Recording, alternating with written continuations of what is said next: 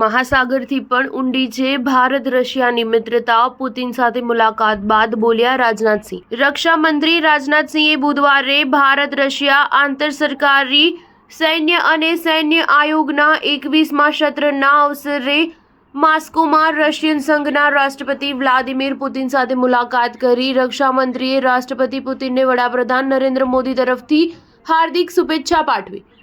રાજનાથસિંહે દ્વિપક્ષીય રક્ષા સહયોગના અલગ અલગ મુદ્દાઓ પર ચર્ચા કરી. બંને નેતાઓએ કહ્યું કે બંને દેશો વચ્ચે ભાગીદારીની અપાર સંભાવનાઓ છે. સંયુક્ત પ્રયાસ ઉલ્લેખનીય પરિણામો માટે માર્ગ મોકળો કરશે. બેઠક દરમિયાન રાજનાથસિંહે કહ્યું કે આપણા દેશો વચ્ચે મિત્રતા સૌથી ઊંચા પર્વતથી પણ ઊંચી અને સૌથી ઊંડા મહાસાગરથી પણ ઊંડી છે. ભારત હંમેશા પોતાના રશિયન મિત્રો સાથે ઊભું રહ્યું છે અને ભવિષ્યમાં પણ એવું કરતું રહેશે.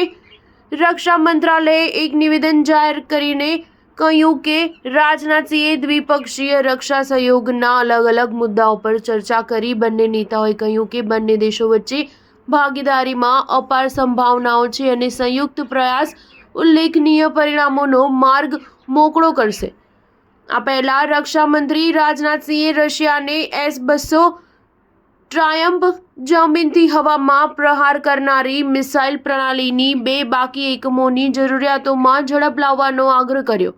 તેમણે મોસ્કોમાં પોતાના રશિયન સમકક્ષ એન્ડ્રી બેલોસોવની સાથે લાંબી ચર્ચા કરી. બેઠકમાં રાજનાથસિંહે અલગ અલગ સૈન્ય હાર્ડવેરના સંયુક્ત ઉત્પાદનમાં રશિયન રક્ષા ઉદ્યોગો માટે ભારતમાં નવા અવસરોને પ્રદર્શિત કર્યા. તેમણે કહ્યું કે ભારત રશિયાના સંબંધ ખૂબ મજબૂત છે અને તેમનાથી વિશેષ અને વિશેષાધિકાર પ્રાપ્ત રણનીતિક ભાગીદારીની જવાબદારીઓને પૂર્ણ કરી છે. સ્ટાર ન્યૂઝ 7 હંમેશા સચ્ચાઈની સાથે.